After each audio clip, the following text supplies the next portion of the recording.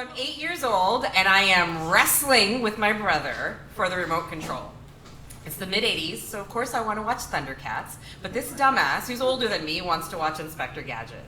And he's taking it away from me, and because he's older and bigger than me, he can overpower me. So I use the only thing available to me, my words, and I say, "You stupid idiot!" That's a bad word when you're 8 years old in my house. So my mom walks in right at that point and hears me call my older brother a stupid idiot, and she just pulls us apart and is like, "Stop fighting, you guys." And she turns to me and she's like, "Have some respect. He is your older brother." And then she comes a little closer to me and she goes, "You know, my older brother, I respected him so much that if he so much as said my name when I was little, I would piss my pants." I was like, "Okay." And then my brother's like, "Yeah, dummy, have some respect." And then my mother turns to him and says, "And you should be sweeter to her. She is your baby sister." And then she goes a little closer to him and she says, "You know, my older brother, he used to be so sweet to me. He used to carry me around on his shoulders." So of course my brother and I started laughing because we're like, what if he said your name while you were on his shoulders? Would you piss on him? So my mom was, I guess she was a normal mom. She was always on us about behaving and, but she sort of took it to this other level where she'd be like, "What's it gonna look like if you misbehave?" So she'd behave or else someone's gonna think badly of us. And she really took this to other levels when it came to like cleaning and organizing our house. And so she was always beside herself being like, "You guys live like pigs, you don't keep anything organized. If someone were to walk in, what would they think?" And that thought was like enough to like make her like go off into this other place. So she was kind of always like that as a baseline. But where it really started to amp up was that year when I was 8. What was happening that year is that summer, my mom's brother, this uncle of hers, the one whose shoulders she sat on and hopefully didn't pee, he was going to be coming to visit from the UK.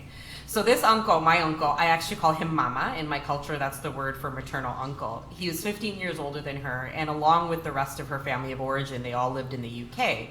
And she had moved here to Canada like in the late 70s. So this was like the mid-'80s, I was 8 years old, and my mama was coming to visit that summer. And everything that my mom was always on us about was like 10 times more. She'd be like, "You gotta behave. Your mama is very strict. He's gonna tell you off if you're like fighting with your brother in front of him, so don't come crying to me if he does that." And then she was like totally going off trying to like get the house all clean. She was even doing things like cleaning behind the washing machine. It was pretty intense. And so she was excited about him coming.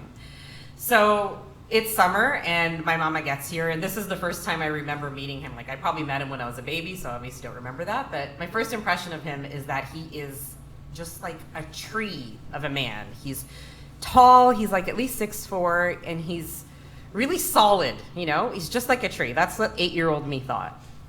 And aside from that, he was pretty chill. He wasn't scary. He was kind of like a big teddy bear.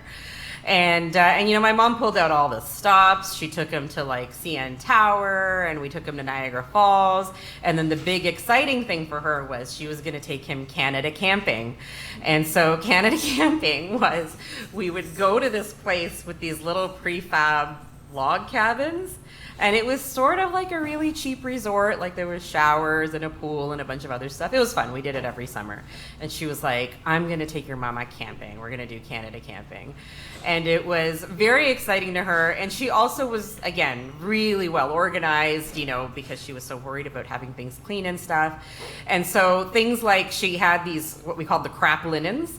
And we'd see them every now and again and be like, "This is a disturbing looking stain on a very lumpy pillow. Why is this not thrown away?" And she'd be like, "Keep it. Those are the camping linens. That's what we're going to take there." And so we had these crap linens. And then there was this other little cute thing she did that I have to mention. Like during the year, if we were somewhere like a restaurant or something, and those cute little single serving jam jars, so she would save them because she's like, "This is the perfect amount of turmeric we need for a weekend camping trip." Or like a slightly bigger one that felt like 4 tablespoons. Like, "This is the perfect amount of chai masala for a weekend away." And so we'd have these tiny little jars everywhere, and she would organize all that, and it was very exciting for her. So we go on this camping trip and, just hanging around with some of my other cousins and this uncle of mine and his family who were visiting. And like I said, my uncle was pretty chill. We did our usual. Usually my dad and my uncles would make kebabs, like lamb kebabs out of ground lamb. And my dad had these iron rods that were like skewers that he made himself. And so one memory I have of my uncle is my mama is the lamb kebabs were cooked and they came off the coals sizzling, and with his big meaty hands, he just pulled them off without even flinching. Like, they must have been really hot. And my brother and I were just like, what the hell is this guy? And the other memory I have of my uncle, of my mama, is just, like I said, him being really chill and us just sitting around the campfire. I loved campfires as a child. I still do. I love the smell of the burning wood and, the hiss and the crackle. All of that is just great. And so I would usually in the evening sit on my uncle's lap, on my mama's lap around the campfire. And so one of the nights, it was one of those days where the wind is just like kind of going in every direction, and no matter where we were trying to sit, the smoke was just completely going into my face and my eyes and whatnot. And so my mama, I remember, he gave me his expensive Italian sunglasses, and he's like, put these on, they'll block the smoke from getting into your eyes. And I thought that was really sweet. Growing up, I thought it was very sweet. And then, of course, my mom comes in, and she's like, oh my God, you're getting covered in smoke, you just took a shower, you're gonna stink, get away from the fire. And I feel my mama's arm just kind of tighten around me, and he keeps me sitting where I am, and he just looks at my mom and says, she's fine. And this is a look that I saw him give my mom a lot. He would just kind of tilt his head and smile and just kind of look at her like she was the most adorable little thing. And I really noticed it as an 8-year-old. Now I look at it, I'm like, of course he looked at her that way. She's 15 years younger than him. At what point does a baby sister stop being a baby sister, right? But as a child, it was just this whole sort of like, oh my God, my mom had a life before me? She's someone other than my mother. And these little moments kept coming to me of me realizing that. And seeing him look at her that way with that tilt of the head and that smile was one of those reminders. So we did that camping trip. It was super fun. And then over the years, we kept visiting the UK family. Sometimes we would go there across the pond. I had other uncles and aunties there as well. Sometimes they would come here. And every handful of years, we'd see someone. Often enough to have like a good supply of the England chocolate and like the hula hoops and stuff. If anyone has a UK family, you know about that. So one such visit, a few years later, I'm a teenager and Mama's visiting our house. And I'm at my parents' house and I'm just kind of walking down the stairs. They had these carpeted stairs and I'm walking down.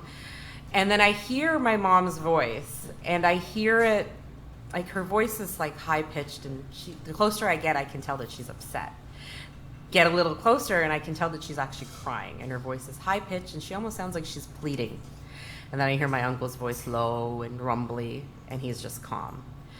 And so, of course, I'm a teenager, and I'm like, somebody's making my mom cry. I gotta go and figure out what's happening. So I go into the room, and I'm like, what's going on? What's happening here?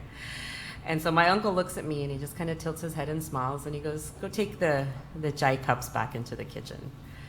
And, I know he's trying to get rid of me. I take the cups, put them back in the kitchen, and I come right back. And, I'm trying to figure out what's going on. But by then, my mom had wiped her face and it seemed like the conversation was done. So over the years, we'd keep visiting. Like I said, every few years, either we'd go to the UK or someone would come here. And every single time, either we were there or they were here, at one point in time, I would overhear this sort of exchange between my mom and my mama. And it was always an argument. And the little bits that I could hear were always the same thing, where she'd be saying to him, you always do this. You make promises to me and then you break them. You've always done this and you keep doing it. And she'd always be crying and he'd always just be calm, trying to just, placate her or whatever. So this went on for a long time. So a few years later, I'm 23 years old. I am in the UK on my own because I just graduated university and was taking a trip. And so I'm there and I'm visiting with my mama. Sitting at a table with my mama, his son, who's my cousin and who's the same age as my mother, and his son's son, so his grandson, who is my nephew and who's my age. And this is another thing about Brown families is so many of us have parents who are like one of 10 siblings. So as a result, we always have like an uncle that's younger than us, or like we're somebody's auntie and the auntie's like a lot older. And that's how it works out. And it's all great. So we're sitting there, the four of us, and myself and my nephew, who is the same age as me, we're just having a blast. We've seen each other every handful of years. We get along really well. And we're actually planning on taking like a little mini trip to Paris together. And we're just so excited. And so my cousin, the nephew's dad, looks at me and he's like, look at you two. He's like, I'm looking at you and it's like I'm looking at me and your mom. And I was like, what are you talking about? And then I just keep talking to my nephew and he's like, yeah, he goes, when your mom was here, when she first came from Africa, I thought she was so cool, and we used to hang out all the time. And she was so funny, and he's just describing like this alien, and he's like, she was funny, and she had all these cool ideas, and she listened to cool music, and she was wearing mini skirts, and I was like, Mommy, like, what? Who is this person? And I was just like, what do you mean? Like, that's not my mom. And and there was a little part of me that was like, what is he talking about? But also, like, I had seen edges of that sometimes in my mom, but not really. For the most part, my mom was my mom. She wanted everything clean. She worried about what people thought, about how we looked, and she cared a lot about appearances, and that was pretty much it, And so I was just like, what happened? Like, what are you talking about? And then my uncle, who's listening all this time and nodding his head, my Mama's like, oh yeah, I remember her. I remember when she first came from Africa. She was 16 years old. She was wearing these little mini skirts, and she was having such a great time. And then he's laughing, and then he's like, yeah. And then like within like a year of her coming here, I got her married off to your dad. And I was like, okay. And this sort of resonated with me. Like, this was part of my family's oral history. My mother would always say, I was a teenager, I was in college, I had a life, and then suddenly I was married to your dad, and I turned into a housewife, and my life changed so much, and everything about everything that could have been.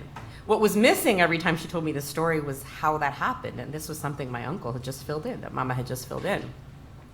So I looked at him, and I was like, you're a monster. And then he looks at me and he giggles, and again he does the little head tilt and he smiles, and he said, oh, your mom was mad too.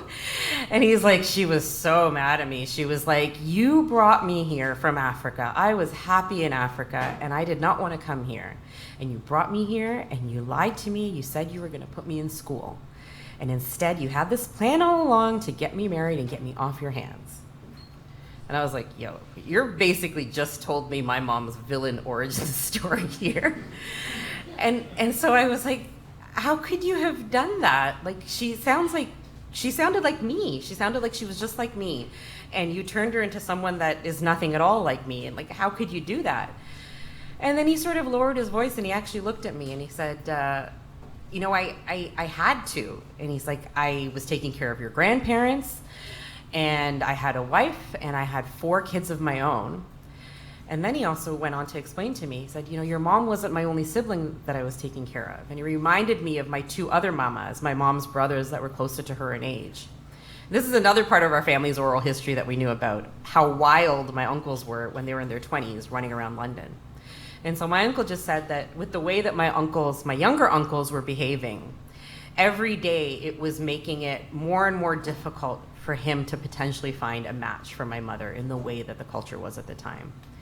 And so he was just like, I had to keep my eyes open, and the first good opportunity that came, I got your mom married off to your dad. And yes, she was very young, and yes, he was 10 years older than her. But he had a place, he had a job, and she was settled.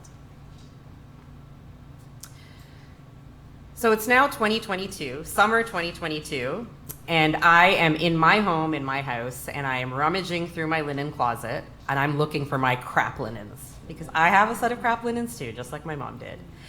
And I am stressed. We are planning a camping trip to the same place that we went to when I was a child. And because it's summer 2022, there's a lot of things going on in the world, if you remember. The other context, the other thing that was going on, not going on, but the other background stuff was in summer 2022, it was about 6 or 7 years since my mother had passed away. She passed away very young from cancer, and although we knew it was terminal, when she was palliating, there was still like a part of me that was like, okay, someone's gonna come out and be like, psych, this isn't real, and then she was gonna live to be 100, and it was gonna be a funny story we all told.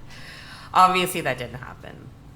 The other thing was 6 months before this time, my mama had passed away.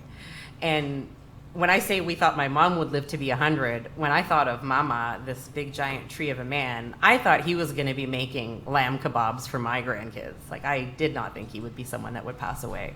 But he did. He died suddenly of a heart attack, and it was very shocking for all of us. And we took a little bit of comfort in knowing that him and my mom were together, because it was hard on him when my mom passed away, but it was still a shock and hard on us. So all that sort of swimming around in my head, and we're still in the middle of a pandemic. And also that summer, if you might recall, monkeypox was happening. And so I'm thinking about, just, this lack of normalcy and, health and everything is just all around in my head, and we're planning this camping trip. And I'm also just sort of reflecting on just how hard of a time I've been having, and in the years after my mother had passed away, I had spent some time picking through the grief and really trying to separate what my voice is from my mother's. And one of the things was thinking about this whole thing she had around staying clean and keeping things, organized, and sort of turning that away from my mother's narrative into framing it into something that worked for me, which is that, I'm so lucky to have a home, and maintaining it is, an act of love to myself. And I was doing good. I had the planners, I had the schedules, I had everything in order, and then the pandemic hit. And suddenly 4 people were home all the time, working, going to school, everything at once, and everything just kind of went back to this way that was resulting in a little bit more of a mess in my house. So all of that swimming around in my head, I'm getting my crap linens, and there's a part of me that's like, I don't want to get out of my routine, but there's this bigger part of me that's like, I just want something that feels normal. So we got out the crap linens, the ones that my husband always tells me to throw away. There's like a duvet with like a fraying edge, and there's like pillows with weird, inexplicable stains on them, and we just hold on to them for camping. We pack it all up, pack up the car, and off we go. We get to this little imitation log cabin thing, and the first thing I do is I get in there, and I have these 2 bottles of Microban 24, which supposedly kills germs. Doesn't kill monkeypox, I learned after, but anyways, it made me feel better. So I sprayed every part of that cabin, every corner, every tight spot, every surface, let it sit for 2 minutes, and then wiped it. And then I said, okay, guys, to my family, you can bring everything in. And then the one last thing I did before they started setting up the beds was I checked the mattresses. These cabins come with these little mattresses that are encased in plastic. So I lifted them up, and I looked in every corner and every seam, and then I'm like, all right, it's okay. You guys can set up things. Bring out the crap linens, and let's set up. And then we had our camping trip, and the first day was great. We swam, we did some canoeing, we had some barbecue. And then in the evening, we did my favorite thing, the campfire. And I love it so much, and I love the quiet of it. So usually what I do, which is what I did this time, is after everybody went to sleep, I stay up with the fire and watch it go all the way down. And so the kids did their s'mores, and they all went to bed, and I have this little headlamp that I wear, and I was reading a book by the campfire, and it was just so nice and quiet. And then, finally I was like, all right, it's time to go to sleep. And I poured the water on and hear the hiss of the last few embers die out. And I go to bed, and even though the bed is uncomfortable, I fall asleep right away because I'm exhausted. At night, I dream. The dream feels like it's a little fuzzy, but it feels like I'm in a familiar place. And I'm walking down some stairs, and I hear my mother's voice, and she sounds upset. And I go a little closer, and she's definitely crying. And then I hear a low, deep rumble. I wake up in the morning, and I'm hot, and I am uncomfortable, and I am itchy. And I had a bunch of mosquito bites, I guess, all over my legs that I probably got from sitting at a campfire at night, wearing shorts, like a really smart person would do. And I'm just covered in these bites, and no one else in the family has bites. And I immediately think of something my mom used to always say to me, because I'm always the one that gets mosquito bites. And what she'd say to me is, in my language, she would say, "Taruloy bomitu," which means your blood is so sweet, and that's why the mosquitoes always come after you. I don't know if that's true, but I go with that. And so I've got all these bites, and I was like, oh man, this is so annoying. But then I'm like, you know what? I brought this on myself. That day, we do a bunch of activities, and that evening, I smarten up, and I put on like full leggings. I tuck them into my socks. I wear a long sleeve shirt that I tuck into my leggings, and I cover myself with bug spray. And bug spray that I made my husband go out and buy during the day. And I'm just like a mushroom cloud. If somebody walks by and happens to inhale, they start coughing. That's how much bug spray I have on, because I want to enjoy myself, and I do not want to get eaten alive. And I don't stay up with the fire this time because I don't want to tempt fate, and I go to sleep, and I fall asleep right away because, again, I'm exhausted. At night, I dream again. The dream again feels familiar, and it's a little bit less fuzzy. And I feel like I'm in a familiar place again. I'm walking down some stairs. I hear my mother's voice. She's crying. She's definitely upset, and her voice is getting high and urgent. I go a little closer, and I can hear some of the words she's saying. And what she's saying is, you always do this. You always make a promise, and then you break it. You have to do something. And then I hear a low rumble. in response, but I can't make out what it is. And then I wake up. I wake up in the morning, and my hands are clenched so tight that I've got little crescents from my nails on my palms. And I'd been clenching my teeth so much that I've got like bite marks on the side of my tongue. And I am so itchy. I'm even more itchy than I was the night before because I have more bites. And this time I've got mosquito bites all over my torso and my arms. I am like the night sky, full of constellations that are all just inflamed and red and itchy. And on my left bicep, there is 3 bites in a row that look like Orion's belt. And it's very uncomfortable, and I do not like it, and I want to go home. And my family's having a great time, and I'm sitting there going like this and being told not to scratch, but I can't tell someone not to scratch. Like, that's impossible. And at a certain point, I just look over at my husband and I'm like, I know we have one more night, but like, I want to leave first thing in the morning. I don't want to dawdle. I want to linger. I want to be gone. And he's like, yes, that's what we'll do. And so I do the same thing, take a shower, wear all the full things. This time I actually spray the inside of the cabin. I don't think it's going to do anything, but I'm like, whatever. And, my family is coughing and probably poisoned, but that's okay. And I go to sleep and again, fall right to sleep because I'm so tired of having a few days of a crappy sleep. And again, I dream, or at least I think I'm dreaming. This night is different. I feel like I'm there, like I'm somewhere. Not in a dream. Like I can feel carpet beneath my feet. I'm going downstairs. Everything feels real. Like if I touch it, it's real. And so I hear my mother's voice and I go towards it. And I can hear her quite clearly. In this dream, however, she's not crying like the prior 2 ones. She's actually speaking very clearly. And I hear her say, "You owe me. You shouldn't have done that. I was a child. I deserved a choice, and you have to make this right now." Then I hear a low rumble, and then suddenly the rumble clears, and I hear what sounds like my mama's voice. And he responds to her, and he says, "You don't understand. I had other things to take care of. I was taking care of our parents. I had kids and a wife." And then he says, "And I've got 4 more people pregnant, and now I'm going to be having 100 more babies tomorrow morning."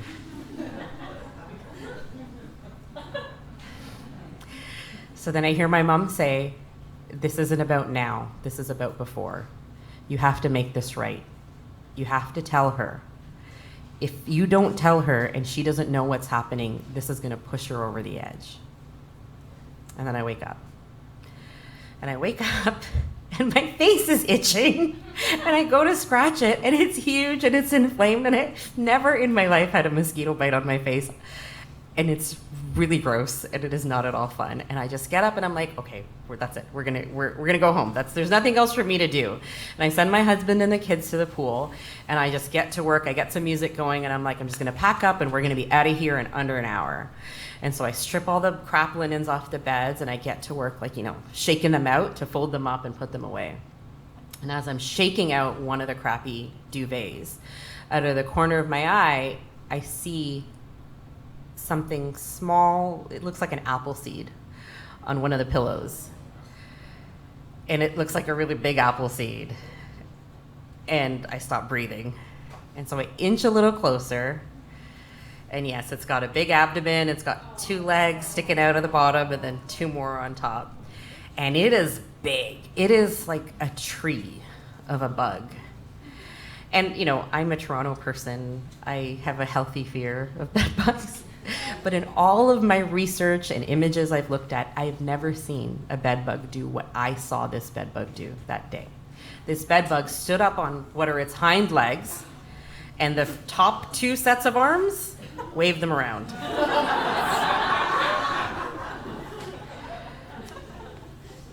So first I took a picture, and then I went and I got a little, a tissue.